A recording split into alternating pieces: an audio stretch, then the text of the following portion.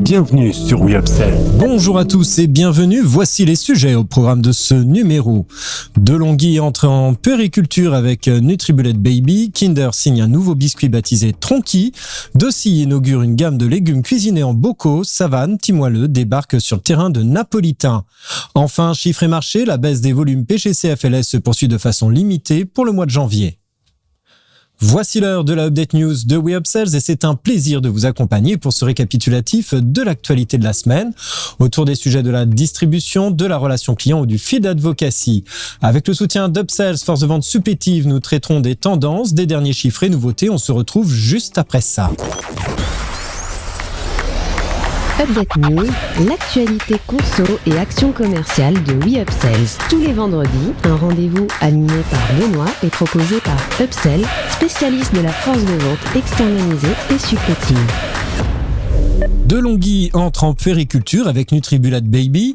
Bien connu en petit électroménager pour les marques DeLonghi, Kenwood et Braun, le groupe italien lance une ligne dédiée au repas des tout-petits baptisée Nutribullet Baby. Cette diversification sur le marché de la petite puériculture a été rendue possible grâce au rachat en 2020 de la société américaine Capital Brands et de sa marque Nutribullet, spécialisée dans la nutrition et le bien-être, dont DeLonghi a commencé la commercialisation en France l'an dernier. Au sein de Nutribullet, nous disposons d'une ligne de produits dédiée à la préparation des repas pour bébés et baptisée Nutribullet Baby. Nous lançons pour ce début d'année la ligne en France avec 2 produits phares, un kit de préparation comportant un blender et des gobelets de conservation et autres accessoires, et un cuiseur vapeur faisant également office de stérilisateur. Détaille Xavier Caro, directeur marketing de DeLonghi France. Les produits sont facilement reconnaissables à leur design différenciant et le petit sourire qui vient les orner, signature de la marque Nutribullet Baby. Pour le moment vendus uniquement en ligne, ces produits devraient prochainement arriver en magasin au cours du printemps prochain.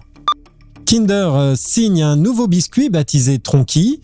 Tronky vient allonger la liste des biscuits signés Kinder. Après Happy Hippo ou encore Duo, Kinder signe un nouveau biscuit baptisé Tronky. Cette nouvelle recette chocolatée se présente sous la forme d'une gaufrette fourrée à la crème et aux noisettes. À l'intérieur du fourrage contient également des éclats de biscuits ainsi qu'une fine couche de chocolat. Cette innovation se présente dans un étui contenant 5 gaufrettes et pèse 18 grammes chacune. Elle est déjà vendue dans de nombreux pays dont l'Australie où elle y est soutenue par une pub télé. Kinder Tronky fera son entrée en magasin en mars prochain et devrait compléter la liste des succès Ferrero sur ce marché.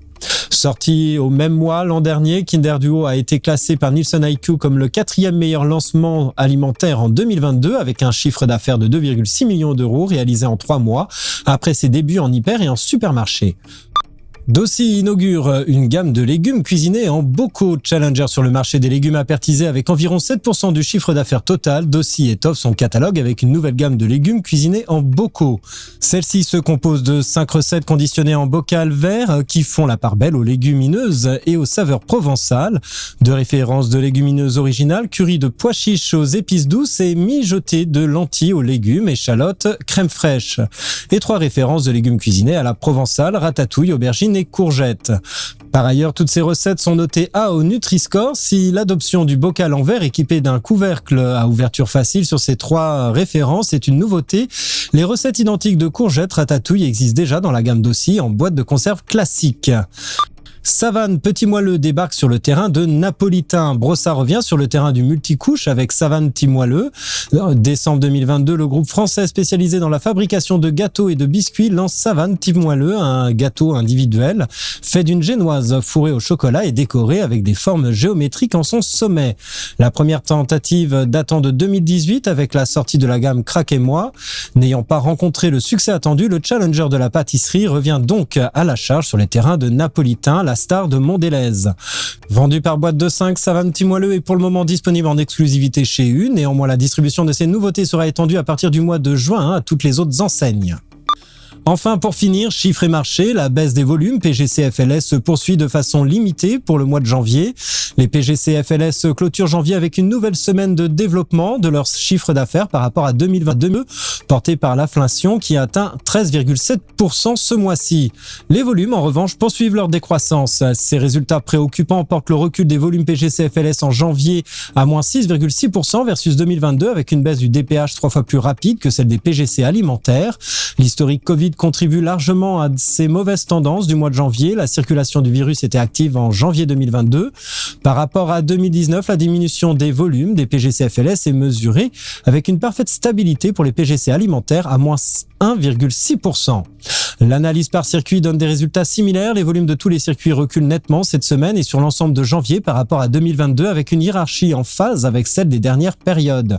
La proximité est le format le moins déficitaire et c'est en e-commerce GSA que la décroissance des volumes PGC-FLS est la plus marquée.